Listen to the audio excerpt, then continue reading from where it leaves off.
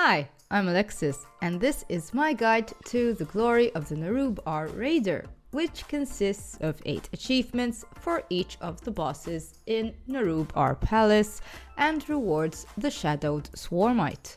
Before you start this achievement, be sure that at least one person in the raid has the instance achievement tracker to help track if the achievement has been met or failed. Achievements can be done on normal difficulty or higher. The first achievement is Slimy Yet Satisfying, a fun little Lion King reference there for you. Behind the first boss of Nerub-ar Palace, there is a little worm named Spider Silk Grub. Players need to keep this little guy alive during the whole fight. The worm is one-shotted by any of the boss mechanics and devoured if close to the boss. So a player needs to babysit the little guy and move him around by walking behind him. The worm does, however, have a mind of its own and sometimes runs around a bit on its own. The intermission phase is the hardest part, so if you have enough DPS, try to zerg the boss down as fast as possible to skip this phase. If the worm is hit by any mechanic, he will despawn rather than play dead. Achievement is earned once the boss is defeated and the worm is still alive. Next achievement is You Can't See Me. During the fight with Bloodbound Horror, players that are hit with the gruesome Discord Frontal phase into the shadowy realm to fight the ads. During this phase, players will be able to see tiny slimes around the edge of the boss area. Players need to simply run through the slime to get the slime debuff. Running through a slime will make it despawn, so everyone needs to find their own slime. Don't worry, there's enough slimes for a 30-man group. They're a bit hard to see and can't be targeted by a macro, so keep an eye out, and if you've already been slimed and see one, ping it for other players. Once out of the shadowy realms, you won't be able to see the slimes, so players might need to keep re-entering until everyone is slimed. Be sure to defeat the ads before running for slimes to avoid any unnecessary raid damage. Once all players are slimed and phase out, stack together to spawn a volatile ooze. Defeat him quickly and then defeat the boss. If a player dies, the volatile ooze will not spawn, so simply reset the boss and try again. The next achievement is Sik Parry Bro. Prior to entering the boss area, there are 3 weapon racks. 3 players need to pick up a weapon each before the fight, causing the rack to despawn.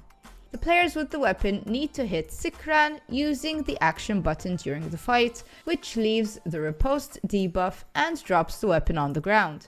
Other players need to pick up the weapon and hit the boss with their action button. This action needs to be done by all the players in the group. The weapons on the ground may be a little bit harder to see due to the mechanics and player clutter, so try to move the boss around the room. The riposte debuff does increase the damage taken by 20%, so I recommend bringing the boss down to around 20% before using the weapons to not have such a hard fight for the healers. Once everyone has the debuff, defeat the boss and you'll get the achievement. If a player dies after hitting the boss with the weapon and getting the debuff, the achievement will still count. Next we have Cowabunga. This achievement is a bit tricky and all players in the raid need to do it right, so listen up. All players need to ride a single green wave per cast of rolling acid. The wording on this achievement is a bit misleading, so here's what you have to look out for. Number 1. All players need to participate and get hit by the wave. Number 2. Each player needs to be hit by only one wave. If a player is hit by both, then you need to restart the fight. Position everyone in the middle of the raid as you do during the regular fight. Number 3. Players that get the wave need to position themselves on the same side as shown in the video, so either both on the left or both on the right. One player will be shooting the wave over the rest of the raid, and the other player a bit further away shooting the wave in the opposite direction, making sure no waves overlap. Number 4. The players dropping the waves need to run and catch their own waves. So, the player dropping the wave, going onto the rest of the raid, needs to run and catch his own wave. The player dropping the wave that goes the opposite direction needs to catch his own wave. So he will be the only one catching that particular wave. Number 5. It seems that players should only get one stack of the corrosion debuff when being hit by the waves, so simply running through will get you just one stack. However, there were times where players got 2 or more stacks and it seemed to count, and other times where it didn't, so not sure if it's bugged or not. Just play it safe with the one stack just in case. The instant achievement tracker will list the players that failed any of the 5 tips mentioned before, which will fail the achievement. Also, players need to get hit by one wave and attempt the achievement each time the boss casts Rolling Acid. So you could fail the achievement on the second or third casts, depending on how strong your DPS is. And you'll have to start it all over again. A bit annoying, try to DPS the boss down as fast as possible to avoid having to repeat the waves and risking a failed achievement. After that hectic mess, we have an easier achievement. During the fight with Brood Twister ovi'nax, would you still /love me if I was a worm?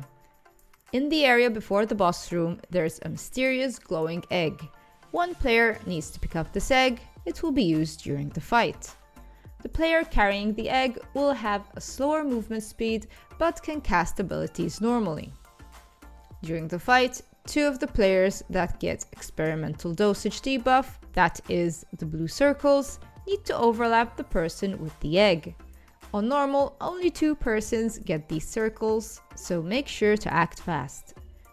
The egg carrier should stack on one of the sets of eggs, and the players with the blue circles need to stack on the person with the egg so as to crack the eggs and also spawn the adds needed for the fight. The egg being carried will break and a disheartened worm will spawn. All the players in the raid need to /love it, giving players the affectionate debuff. Be careful because the disheartened worm can be damaged, so do not defeat it before everyone has gotten the debuff. You can also use this macro to quickly /love the worm and get on with the fight. Once everyone has the debuff, continue the fight as normal and defeat the boss. Next, head to the Nexus Princess Kivesa for the achievement Killstreak, where players need to defeat the boss while she has an active killstreak buff. Near the entrance of the boss room, there's a burning diary in a brazier. A player willing to sacrifice himself must click this to initiate the boss fight. The boss will instantly pull a player and one-shot him, applying 1 stack of killstreak on the boss. The debuff lasts 1 minute and someone needs to die before the stack drops to reset it. The best way to die is to have a player enter the Nether Rift each set. If you have a smaller group and can't afford so many deaths, players with taunt can simply taunt the boss and die by taking aggro. Any accidental deaths won't go in vain as they will count towards resetting the killstreak debuff. Defeat the boss while the debuff is still up. Next achievement is Love is in the Lair. This is a pretty simple achievement. Outside the boss room, 2 players need to pick up 2 interactable items, a box of candy, and an Nerub-ar Raider plushie. Locations are shown here on the map. Before starting the fight, throw the Nerub-ar Raider plushie at Nerub-ar Raider, giving him the Nerub-ar Raider plushie buff, and throw the box of candy at Skinner Takash, giving him the Takash's favorite candy buff.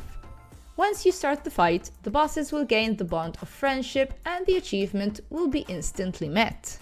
However, because they have this bond, they will continuously heal each other if stacked close together, and it will be impossible to kill them. So, tanks need to make sure to keep the bosses away from each other far enough so they don't heal. Some mechanics during the fight will bring them close to each other, so tanks should act quickly and pull them apart again. Players will earn the achievement once the bosses are defeated. The last achievement is Missed Them by That Much, which is earned during the third phase of the encounter with Queen Ansurek when players are fighting on this platform. If players die before getting to the third phase, no worries, as long as everyone that's still alive during that phase does what they're supposed to. In phase 3, the boss will cast Abyssal Conduit on 2 players, which will eventually drop portals that will be used to avoid Frothing Gluttony, the blue shrinking circle which kills players if they stay inside or run over the circle's edge. Players with the portals need to drop them opposite each other so that when used, players will cross over the hole in the middle of the platform and at the same time cross underneath the boss. Try to place the portal that will be used first close to the edge and place the other a bit further away to be sure that everyone teleports outside the circle. When Frothing Gluttony is cast, all players need to cross over when the circle is just about to reach them, exiting the circle safely, and the boss will gain a buff of the Missed Them by That Much times the number of players in the raid. Players that were dead before this phase will also give the boss this debuff. After crossing over and the achievement is met, continue the fight and defeat the boss. And grats! You've gotten your Glory of the Nerub-ar Raider Achievement and a fancy new mount. If you found this video useful, be sure to give it a like and subscribe. And check out my other guides, you might find some of them handy. Thank you for watching and happy achievement hunting!